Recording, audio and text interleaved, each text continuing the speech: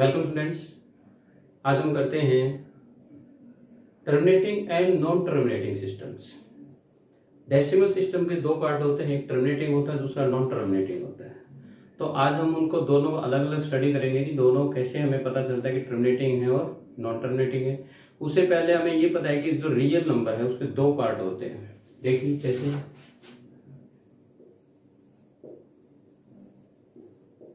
Real number एक का नाम होता है रेशनल,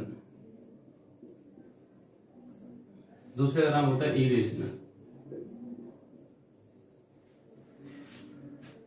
रेशनल और इरेशनल, इनका हमें पता है कि रेशनल कौन से होते हैं, जैसे 3/5 हो गए, 7/9 हो गए, माइनस के 8/10 हो गए, और 11 लिखना है, 11/15 हो गए, एक्सेट्रा। यानी कि जो p/q के फॉर्म में होते हैं और इसमें q नॉट इक्वल टू 0 होता है। और जो इरेशनल होते हैं वो √2 होता है, √3 होता है, √5 होता है, √7 होता है, पाई भी इंक्लूड होता है इसके अंदर। पाई को भी हम किसके अंदर लेते हैं, इरेशनल नंबर के अंदर इंक्लूड करते हैं। मान लीजिए उसकी वैल्यू जो 22/7 होती है 22/7, लेकिन हम उसको किसके अंदर इंक्लूड करते हैं, इरेशनल नंबर के अंदर इंक्लूड करते हैं। तो अब देखिए ये बात हमें पता है। अब हम इसके बेस के ऊपर स्टडी करते हैं कि डेसिमल सिस्टम के अंदर, डेसिमल सिस्टम के अंदर जो चीजें होंगी वो होगी हमारा डेसिमल नंबर। जो हमारा डेसिमल नंबर है उसके अंदर दो तरह के नंबर होते हैं। एक तो नंबर होता है टर्मिनेटिंग, क्या होता है टर्मिनेटिंग, दूसरा होता है non terminating. Non terminating, terminating कैसे हो गया, जैसे हमने लिखा 17/5, तो इसको डिवाइड करने के बाद कितना है 3/4, 3/4। अगर मैं कहता हूं नॉन टर्मिनेटिंग के अंदर 16/3 हो गया, तो 5.333333 आप क्या करोगे, रिपीट होते देखोगे। और रूट जो 5 है उसकी वैल्यू चेक करोगे तो कितनी होती है उसकी 2.236067997 ऐसे। ये हमारे पास है जो रिपीट होती हुई चली जाती है, ये जो वैल्यू है। तो अब एक बात बताता हूं तुम्हें, तो ये तो ऑटोमेटिक हमें पता चलेगा कि 3.4, इसके बाद कोई वैल्यू नहीं आ रही, तो ये कौन सा नंबर हो गया, टर्मिनेटिंग हो गया। अब बात करते हैं नॉन टर्मिनेटिंग की। नॉन टर्मिनेटिंग के अंदर दो तरह के नंबर होते हैं। एक होता है 16/3 जैसा नंबर, जिसके अंदर क्या होता है, नंबर क्या हो रहा है, रिपीट हो रहा है। नंबर क्या हो रहा है हमारे पास, रिपीट हो रहा है। एक है जैसे √5 है हमारे पास, तो √5 क्या कहता है, √5 कहता है 2.236067997, और ये लगातार आगे कंटिन्यू हो रहा है, जो रिपीटेशन के अंदर नहीं, जिसका कोई शेड्यूल नहीं है, पता नहीं कौन सी वैल्यू कब आ रही है। एक नंबर है जिसके अंदर रिपीट हो रहा है, एक नंबर ऐसा है जो रिपीट नहीं हो रहा लेकिन कंटिन्यू है, खत्म नहीं हो रहा, यानी कि नॉन टर्मिनेटिंग है। तो भाई इसके अंदर हमें सीधी सी बात है, ये तो हमें पता चल गया ये कौन से नंबर है, रेशनल नंबर। और जो रिपीट हो जाते हैं, जो नंबर क्या हो जाए, रिपीट हो जाए, उनको भी रेशनल नंबर कहा जाता है, रेशनल नंबर कहा जाता है। और जो रिपीट नहीं होते और कंटिन्यू चलते हैं और नॉन टर्मिनेटिंग है, क्या है, नॉन टर्मिनेटिंग है, तो उनको बोलते हैं इरेशनल नंबर। क्या बोलते हैं उनको, इरेशनल नंबर। यानी कि यहां से एक बात तो क्लियर है, क्या क्लियर है, कि जो रेशनल नंबर है वो टर्मिनेटिंग और नॉन टर्मिनेटिंग दोनों हो सकता है। बढ़िया क्वेश्चन है, देखिए जो रेशनल नंबर है वो टर्मिनेटिंग और नॉन टर्मिनेटिंग दोनों हो सकता है, लेकिन इरेशनल नंबर केवल नॉन टर्मिनेटिंग होता है। अब हमें दोनों के अंदर अंतर पता चल गया था कि इरेशनल नंबर है जो वो नॉन टर्मिनेटिंग होता है, तो कैसा होता है, जो रिपीट नहीं होता लेकिन कंटिन्यू क्या कर रहा है, चल रहा है वो। और रेशनल नंबर है जो वो टर्मिनेटिंग और नॉन टर्मिनेटिंग दोनों होता है, लेकिन नॉन टर्मिनेटिंग में कौन सा होता है, जो बार बार क्या हो रहा है, रिपीट हो रहा है, उसको हम क्या बोलते हैं, रेशनल नंबर बोलते हैं, नॉन टर्मिनेटिंग बोलते हैं।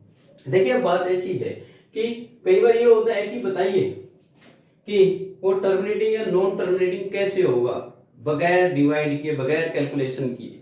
तो अब हम वो स्टडी करेंगे कि भाई टर्मिनेटिंग है और नॉन टर्मिनेटिंग है, तो हम उसको कैसे स्टडी करेंगे कि भाई वो क्या है, टर्मिनेटिंग है या नॉन टर्मिनेटिंग है, बगैर क्या किए, डिवाइड किए। तो इसके लिए हमें एक बात पता होनी चाहिए कि जिसके डिनोमिनेटर के अंदर ऊपर चाहे कुछ हो, ऊपर चाहे कुछ भी हो, लेकिन नीचे है जो, या तो वो 2 हो, 2 की पावर हो, ठीक है, ऊपर चाहे m n n कुछ भी ले लीजिए, या फिर 5 की पावर n हो, या फिर 2 और 5 दोनों की पावर कुछ भी हो सकती है, कुछ भी हो सकती है। यहाँ पे m लिया, यहाँ पे कुछ और ले लीजिए, t ले लीजिए, ठीक है, यहाँ भी बदल दीजिए, या तो इसको बदल दीजिए या इसको बदल दीजिए, एक ही बात है, दोनों में से एक को बदल दीजिए, आपको ये कंफ्यूजन नहीं होगी, जो ऊपर है वही आना चाहिए। नहीं, यहाँ पे कुछ भी पावर हो सकती है, यहाँ पे कोई भी पावर हो सकती है हमारे पास। अगर ये हमारे पास पावर है तो हम क्या कहेंगे, हम कहेंगे कि वो नंबर क्या होगा, टर्मिनेटिंग होगा, टर्मिनेटिंग नंबर होगा। और टर्मिनेटिंग है तो पता ही है, रेशनल पक्का होगा, रेशनल नंबर पक्का होगा। जो टर्मिनेटिंग हो तो रेशनल है। हमें नॉन टर्मिनेटिंग में समस्या आती है कि रेशनल है रेशनल है, वो हमारी कंफ्यूजन दूर हो गई। जो रिपीटिंग नंबर है वो रेशनल है, और जो रिपीटिंग नहीं है और नॉन टर्मिनेटिंग, उनको क्या बोलते हैं, इरेशनल बोलते हैं। अगर बाई चांस इनमें से किसी, इन दो को छोड़ करके अगर कोई भी नंबर आ जाता है, कोई भी नंबर आ जाता है, तो हम क्या कहते हैं, वो इरेशनल नंबर है। वो नंबर कौन सा होगा, इरेशनल नंबर होगा। अगर यहां पर मान लीजिए कि m, मान लीजिए 3 आ जाता है, तो इस नंबर को क्या बोलेंगे, इरेशनल नंबर बोलेंगे, इरेशनल नंबर क्या बोलेंगे इसको, इरेशनल नंबर बोलेंगे। बात क्लियर है कि नहीं।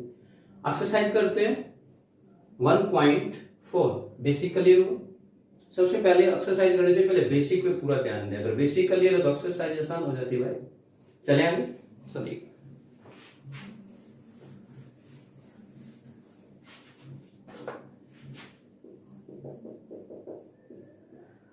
एक्सरसाइज 1.4।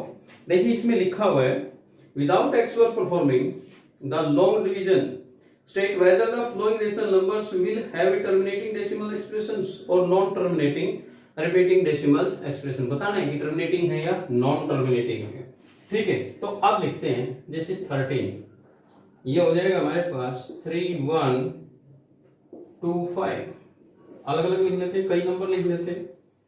17/8, फिर लिखते हैं 64/455, क्लियर है। अब देखिए बात क्या कहता है, हमने जो बात कही थी, 2-3 नंबर हमने लिख लिए हैं। अब हम देखते हैं इसके अंदर क्या कहते हैं।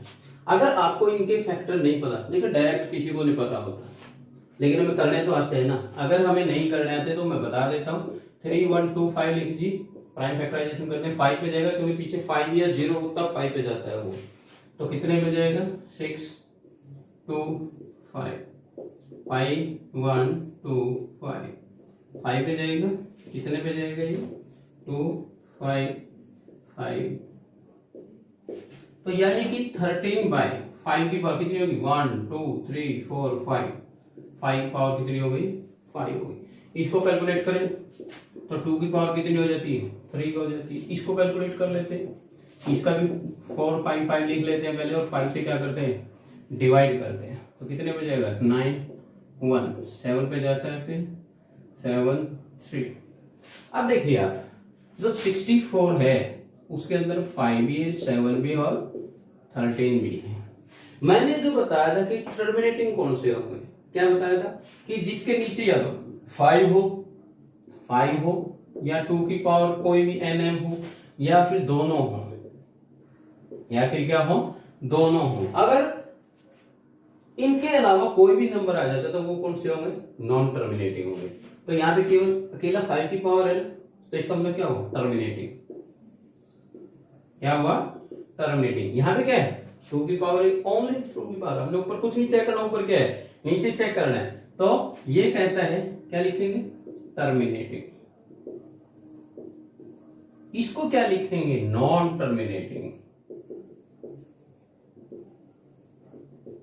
जल्दबाजी तो नहीं कर रहे, समझ में आ रहा है, क्लियर हो रही है। टर्मिनेटिंग नॉन टर्मिनेटिंग क्यों हुआ, क्योंकि इसके अंदर 5 के अलावा 7 और 13 दोनों नंबर आ चुके हैं, 7 और 13 दोनों आ चुके हैं, तो इसका मतलब क्या हुआ, 5 के अलावा कोई नंबर आ गया। तो 5 के अलावा कोई भी नंबर आ जाए तो हम क्या बोलते हैं उसको, नॉन टर्मिनेटिंग बोलते हैं। क्या बोलते हैं उसको, नॉन टर्मिनेटिंग बोलते हैं। क्लियर हुआ, फर्स्ट क्वेश्चन क्लियर है। नेक्स्ट पे चले क्या, चलिए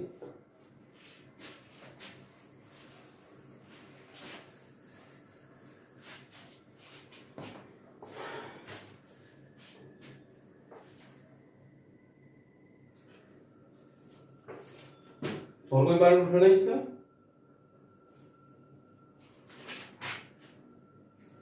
सेकंड क्वेश्चन क्या कहता है, सेकंड क्वेश्चन कहता है write down the decimal expression. क्या लिखना है हमने, डेसिमल एक्सप्रेशन लिखना है।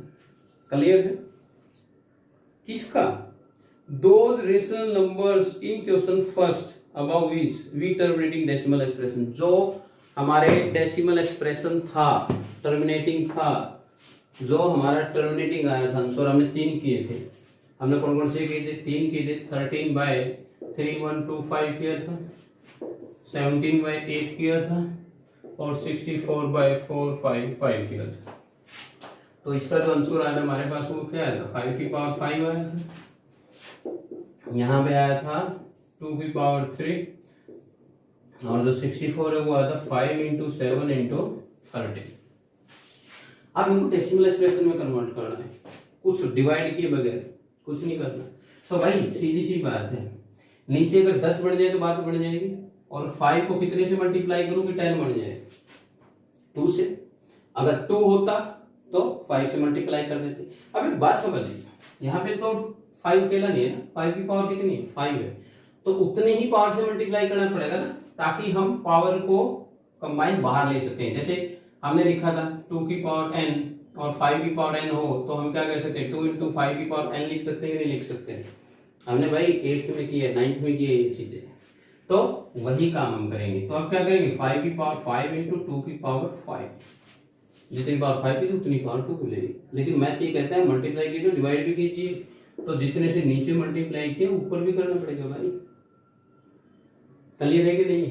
तो अब क्या लिखते हैं, 13 × में 2 को अगर 5 टाइम करते हो, चेक कर लीजिए आप कितना बढ़ेगा, 4 8 16